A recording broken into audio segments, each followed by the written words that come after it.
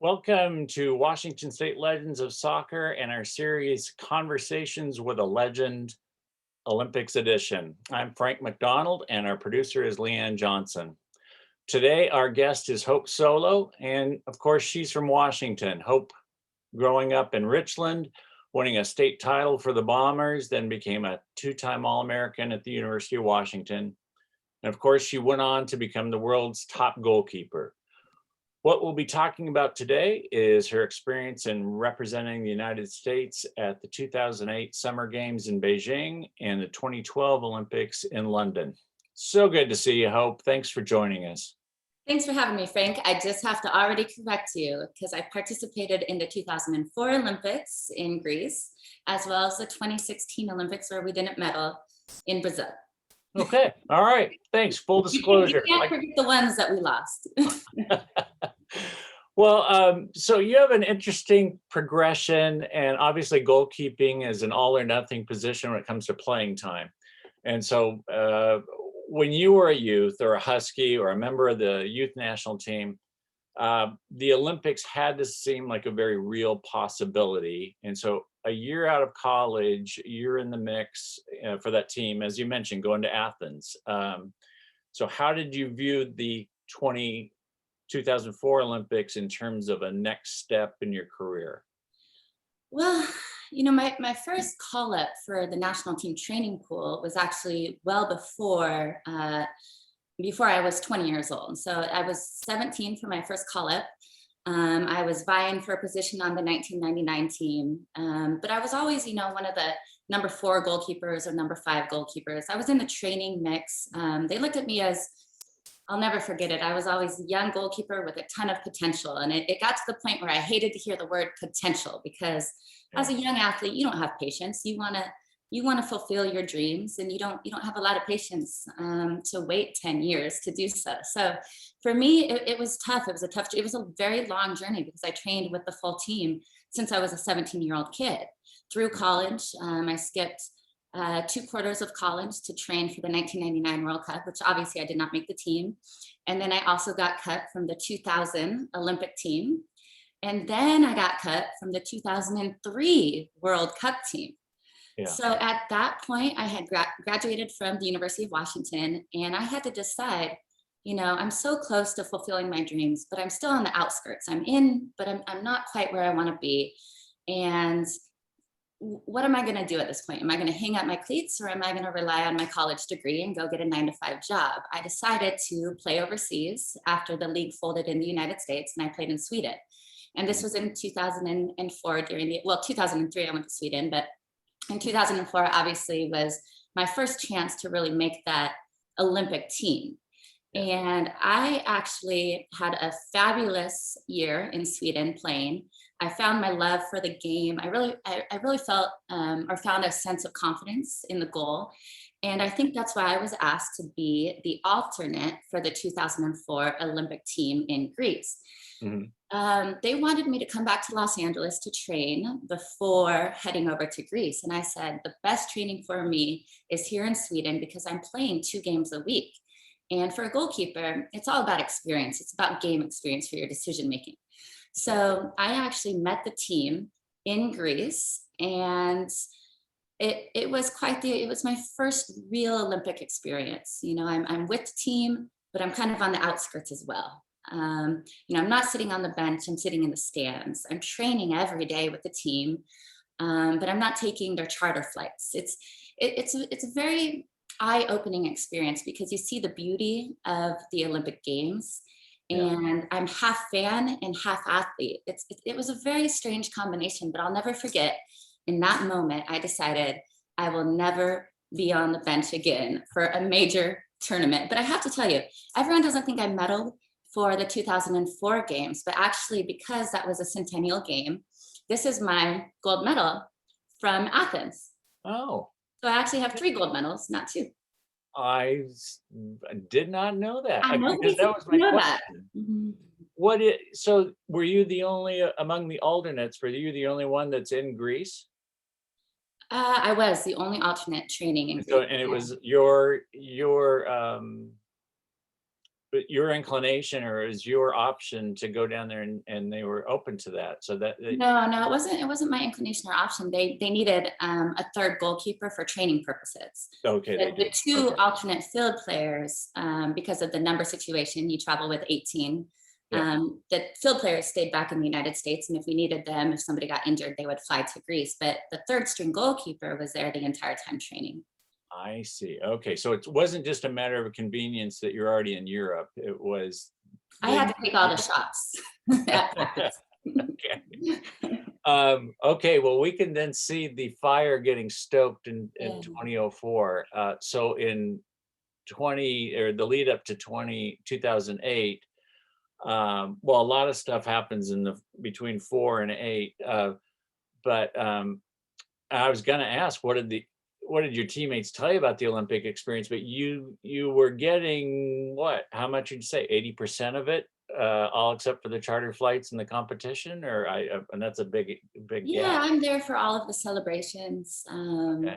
You know, I felt the intensity, I felt the nerves, but I also felt like I was obviously missing out being on the fields. And I looked at it from the eyes of a young girl who wanted to be on the fields. And I took it all in. I made the most of that experience. And just like you said, it stoked the fire. It really made me believe that it's possible. I was so close, but not quite on the field, in the net, in the goal, making a difference for my country. So for me, from then on out, I was all in 100% with my blinders on, determined to make the next world championship team, which, as I said, wasn't 2008. The next world championship was in 2007 for the World Cup, which I did make. Yeah. I actually Okay. became the starting goalkeeper that very next year after Greece in 2005. I became the starter. Timing's everything. Yeah. Timing, as Steve Martin used to say. So I would imagine that you learned how to open yourself up to not only being in a competitive mindset, but also how to absorb and enjoy the experience. Which I wouldn't know about. I only know about the spectator point of view, but how you can enjoy the competitive aspect of it. You did get a taste of that in '04. So how are you coming into Beijing, and do you feel more comfortable having had that Athens experience? Absolutely. I think that experience for me in 2004 really set the stage.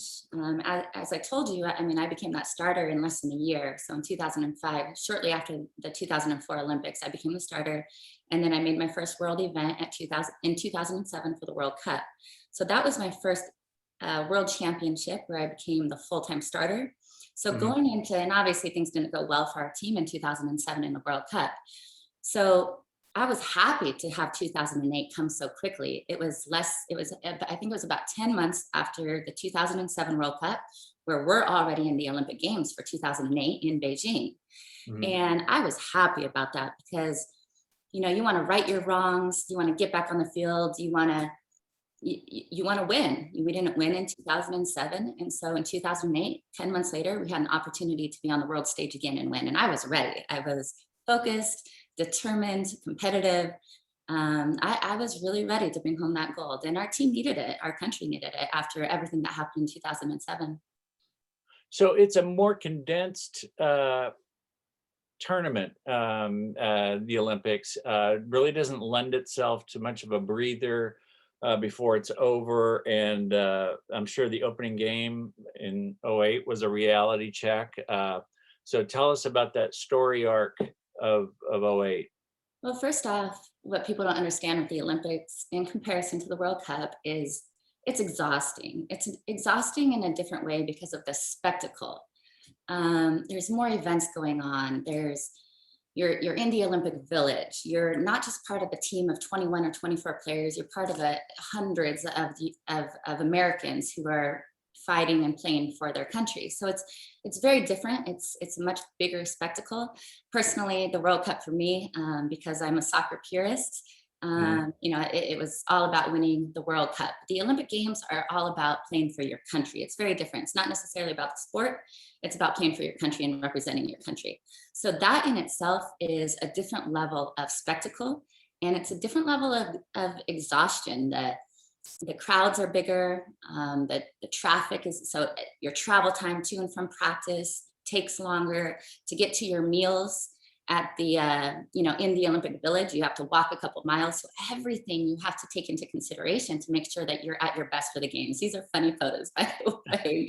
I was such a blondie. But yeah, you're bringing me back right now. But yeah, the tournament never goes the way you planned for it to go. And I think I've gone into every tournament realizing that you want things to go perfect. You think you're going to win your opening game. You think you're going to, just because you're ranked higher than other teams in your group, you think you're going to come out on top as first in your group. And that doesn't always happen. And I've realized that you're going to take some hiccups along the way, but it's really about consistency. And you have to overcome those hurdles. Almost every single team that wins has to overcome hurdles. And that's what happened to us in 2008.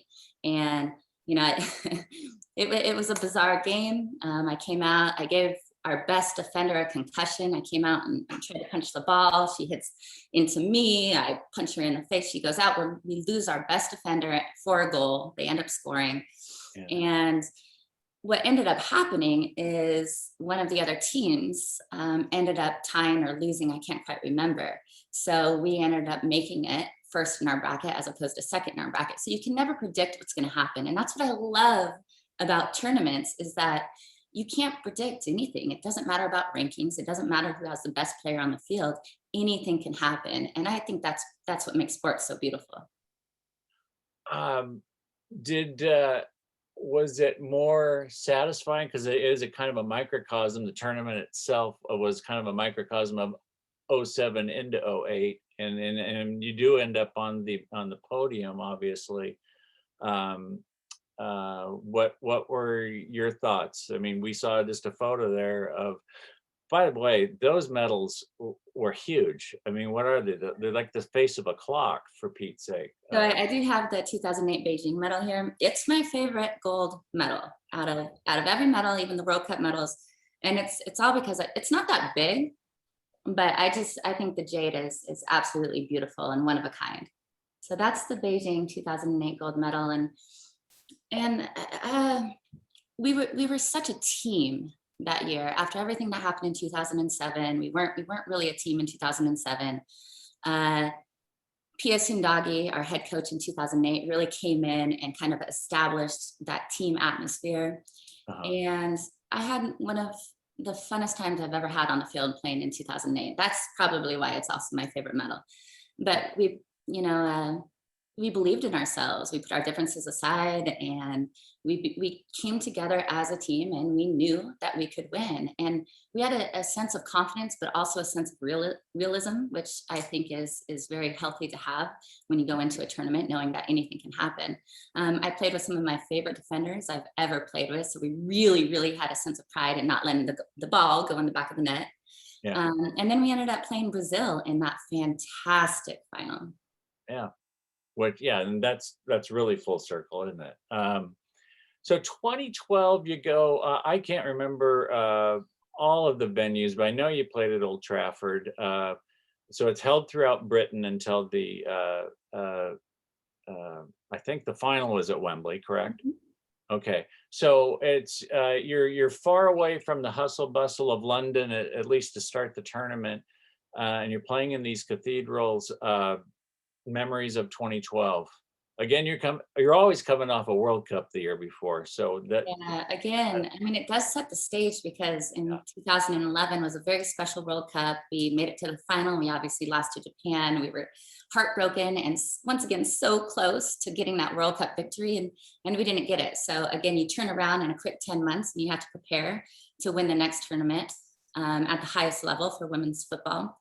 Yeah. And we once again we were really prepared. We started our I think 2.5 to 3 weeks we spent in Scotland in this beautiful, like you said, cathedral, private training grounds. We really were focused and determined. I was playing some of my best soccer. I was making saves left and right in training. I felt so good. I felt like I was probably in the best shape of my life in 2012. Mm-hmm. It was fun. I had my favorite goalkeeper coach I've ever had.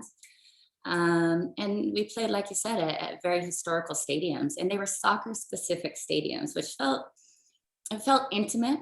You're Mhm. really close to the game, and you can smell the grass, and there's no tracks around the field. And Wembley was beautiful in its own rights, but there's something special about a place like Old Trafford, and you could feel that specialness throughout the entire tournament, especially at these very historical stadiums that we were playing in. Yeah, yeah. Um, when it when you eventually do push south, and I mean, there's an epic semifinal, obviously in 2012, and a keeper on the other end of the field, obviously, is part of that call. That on this, what was it, 6 seconds, or I can't remember what the rule It was was a back then. bizarre game, very bizarre You game. had to have a lot of empathy or sympathy for her. But anyway, repeating and again, in some way atoning for and it's against Japan again. So Yeah. Well, that semifinal game, to be clear, I had no empathy for the Canadian goalkeeper. I had no empathy for the Canadian players as our players were getting their faces stomped on and all sorts of calls were happening. I mean, it was a bloodbath. It was a game that wasn't very pretty. I couldn't believe I got scored on that many times. The other Canada got scored on that many times. I couldn't believe it came that close to our neighbors up north. And it really made us fight in a physical battle. It wasn't necessarily a beautiful game, but as I said, those games are the unpredictable matches that happen in every tournament. You never know if you're going to play a beautiful game of soccer, if you're going to have most possession, if it's going to be more of a back and forth game, a counterattack game. You kind of feel it as the game goes on. And that game against Canada in that semifinal was a bloodbath. It was a battle.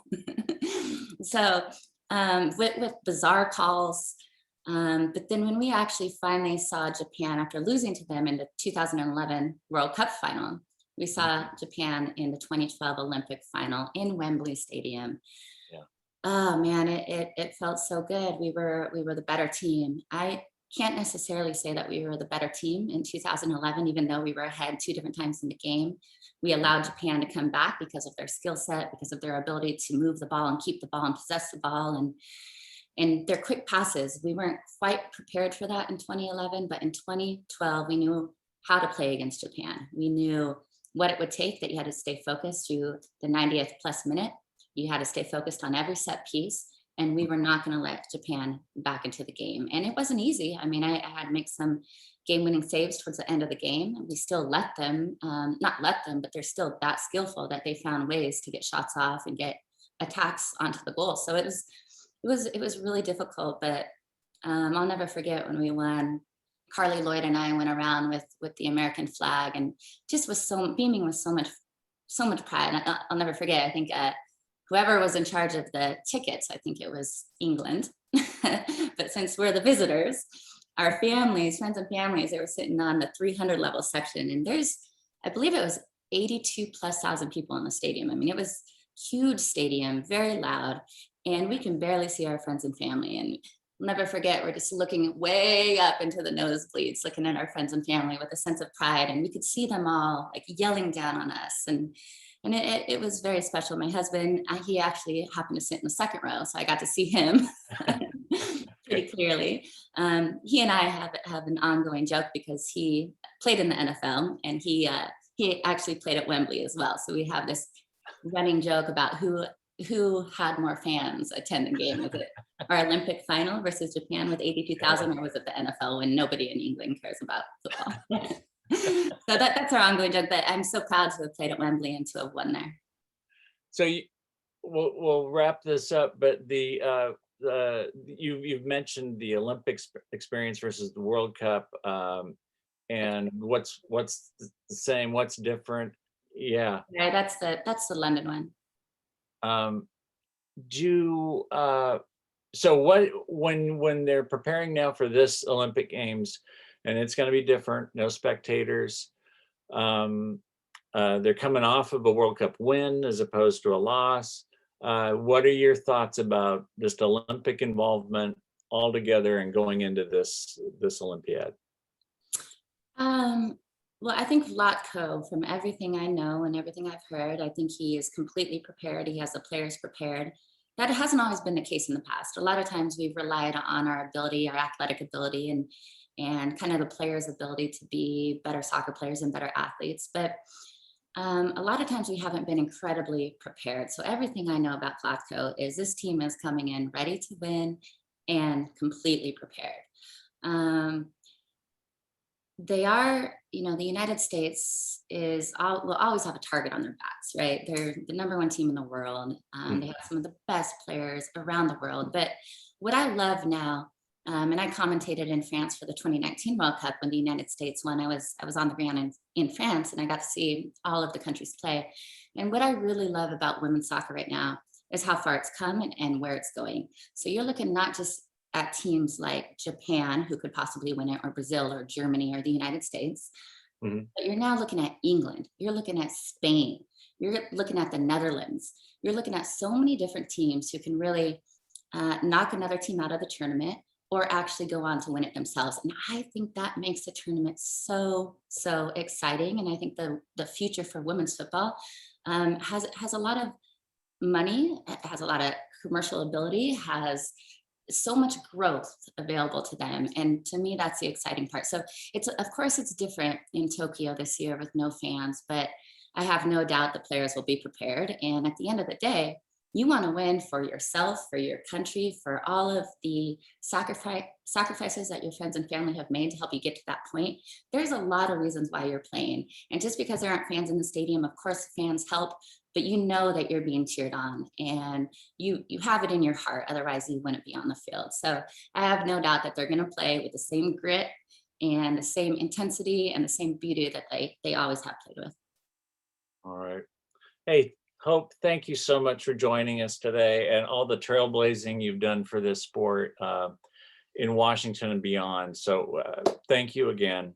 Good to see you. It's good to see Um, you. Thank you for thank, everything. all Don't right. be afraid to reach out. I really, it's nice to connect with my state of Washington again. So All it's right. Well, still you're always part of us, believe me. Thanks to our producer, Leanne Johnson. Thanks for everyone for watching our Conversations with a Legend Olympic Edition series.